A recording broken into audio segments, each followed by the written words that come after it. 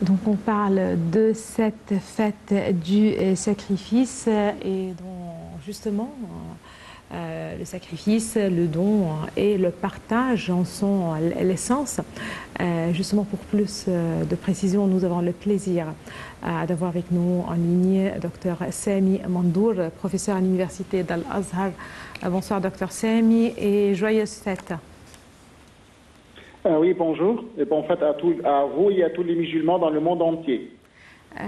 Merci, joyeuses fêtes à vous. Donc, c'est une fête qui s'inscrit dans un cadre strictement religieux, mais aussi lié à la société, à la communauté, au service de l'homme. En fait, quand on parle de cette fête, de ses valeurs, des valeurs de cette fête, commençant par le sacrifice, qui vise surtout à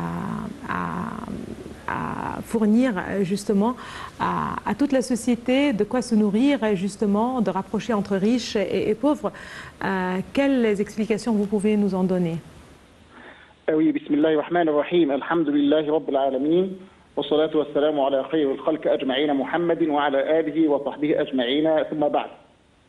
Si j'ai bien saisi votre question, parce que j'avais entendu mal la question, il s'agit bien de la fête de Al-Adha et la fête de Al-Adha qui est le comble des 10 jours, des 10 premiers jours de Dhul-Hijjah. Tout à fait. Puisqu'on parle de deux choses à la fois. De 10 premiers jours et à la fin des 10 premiers jours, on a le 10e, c'est-à-dire le jour de sacrifice, le jour de la fête. Et je pense que j'ai bien saisi la question, c'est ça? Si, docteur Sami, je vous en prie. Oui. Oui. Et donc là, si on essaye de parler de ces jours-là, vous avez bien avant le 6e et avant le 10e, le 10e jour de Dhul-Hijjah, il y a aussi le 9e jour de Dhul-Hijjah. Il y a 2 jours très importants dans la vie des musulmans, puisque nous ici, chez nous, dans nos foyers et dans nos pays, il y avait aussi, parmi les musulmans, il y avait milliers, si je peux dire quand même millions de musulmans, qui ont déjà la chance de se rendre à la Mecque, de se rendre à l'Arabie Saoudite, en particulier à la Mecque, pour accomplir le pèlerinage. Tout à fait. Donc nous parlons de 2 sortes de musulmans à la fois. Des musulmans qui ont déjà la chance de se rendre à la Mecque pour accomplir les rites, les rituels du pèlerinage, et les musulmans qui sont ici. Donc il y a donc 2 fêtes. En fait, il y a 2 fêtes.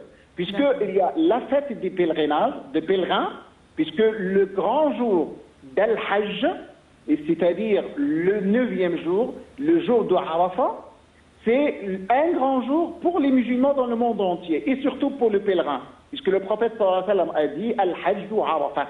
Et donc là, c'est le jour de stationnement à Arafat, où les musulmans se trouvent, ils s'habillent de la même façon, ils disent la même chose.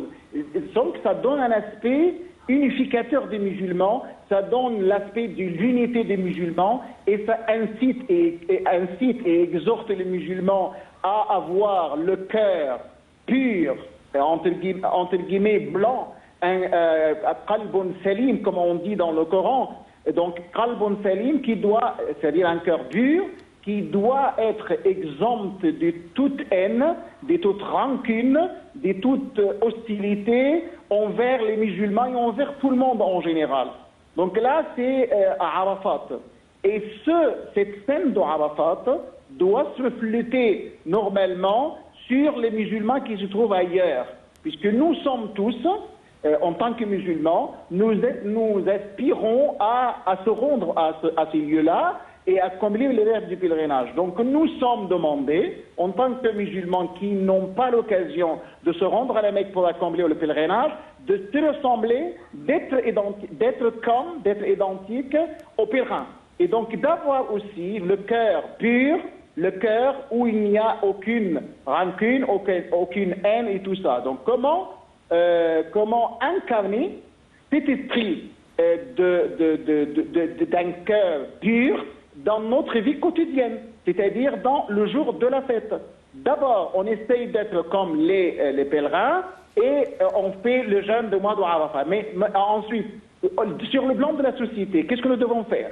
Et c'est le cœur de votre question. Sur le plan de notre société, qu'est-ce que nous devons faire dans ces jours de l'Hajj, ou bien ces jours de Zul Hijjah, ou bien le jour de sacrifice lui-même? Donc vous avez deux choses à la fois, bien des habitudes, ou bien des actes d'adoration que le musulman doit accomplir dans ces jours-là. Premièrement, il doit, si je peux dire quand même, il doit avoir des bonnes relations. S'il a déjà rompu ses liens de parenté, par exemple, donc il doit, dans ces jours-là, il doit essayer de faire le maximum pour rétablir l'entente entre lui et les autres membres de sa famille. Deuxième chose, il doit aussi rétablir l'entente entre lui, pas uniquement les membres de sa famille, mais aussi les musulmans et tous les citoyens. Si je parlais par exemple de l'Égypte, moi en tant qu'Égyptien, moi je dois rétablir et établir l'entente entre moi et les autres citoyens musulmans et non musulmans à la fois, puisque normalement je peux avoir des voisins non musulmans, donc je dois quand même, si j'ai des problèmes, j'ai une rupture avec eux, je dois dans ce jour-ci, je dois quand même rétablir ces relations et mettre fin à toute hostilité, à tout problème, puisque normalement c'est l'une des caractéristiques inhérentes aux musulmans. Il doit avoir des bonnes relations avec tous les citoyens, ses concitoyens, si je veux dire quand même. Donc c'est deuxième chose. Troisième chose, le musulman qui a déjà la possibilité et les capacités financières se préparer s'il a le moyen, à faire du sacrifice.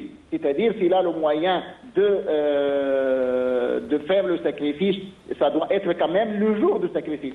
Ça doit être avant. Puisque si on a égorgé un sacrifice avant le jour de la fête, avant même la prière de la fête, ce n'est jamais considéré comme sacrifice, au tahiyya, mais on doit le faire juste après la prière d'Al-Eid. Donc c'est pourquoi on fait ça, c'est pour partager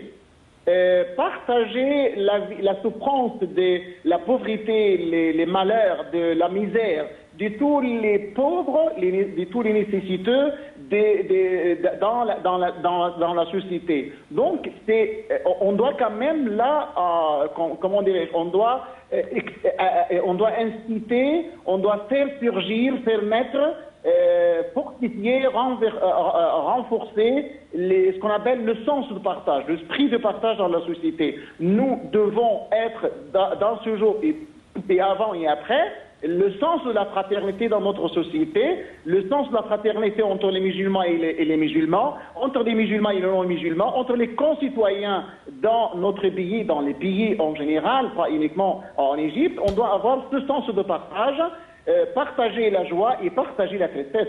C'est très, très important dans ce jour-là pour ceux qui ont déjà la possibilité de le faire.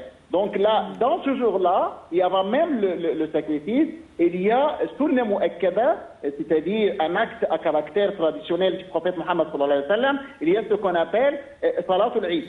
Donc salatul Eid, on doit le faire, c'est sunna mu'akkada, c'est juste pas obligatoire, mais quand même sunna mu'akkada, c'est-à-dire le prophète sallallahu alayhi wa sallam avait toujours l'habitude de l'accomplir et demander aux musulmans de l'accomplir, puisque la salat al-Eid, la prière de l'Eid, regroupe les musulmans dans tous les quartiers, dans tous les villages, et donc là, ça donne le sens social à tous les musulmans, le sens de l'unité, le sens de l'affection, le sens de la compassion, le sens de partage, le sens de tout ce qui est bien, on doit le sentir dans ces moments-là. Et juste après cette prière, on pourrait quand même rendre visite aux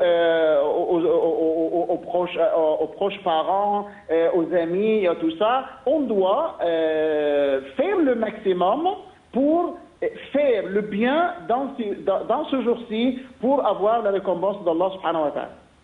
Très bien, docteur Sami, vous avez parlé justement de cet aspect d'unité en parlant des pèlerins lors du jour de Arafat ou pendant tout le pèlerinage. Vous avez parlé encore une fois et rappelé cet aspect d'unité en parlant de la prière justement du Grand Bayram, de ce jour de fête, et certainement un autre aspect d'unité en parlant du sacrifice et à quel point justement c'est important et pour la personne et pour la société justement d'établir ce sens de partage, certainement de solidarité, de sacrifier peut-être un mouton, une chèvre ou une vache justement pour nourrir sa famille et pour donner à sa famille et aux pauvres. Merci beaucoup à vous, Dr Sami Mandour. Vous êtes professeur à l'université d'Al-Azhar. Merci beaucoup de vos explications et joyeuses fêtes à vous, Dr Sami Mandour. Madame, Monsieur, merci à vous aussi de nous avoir suivis ce soir. Joyeuses fêtes à toutes et à tous.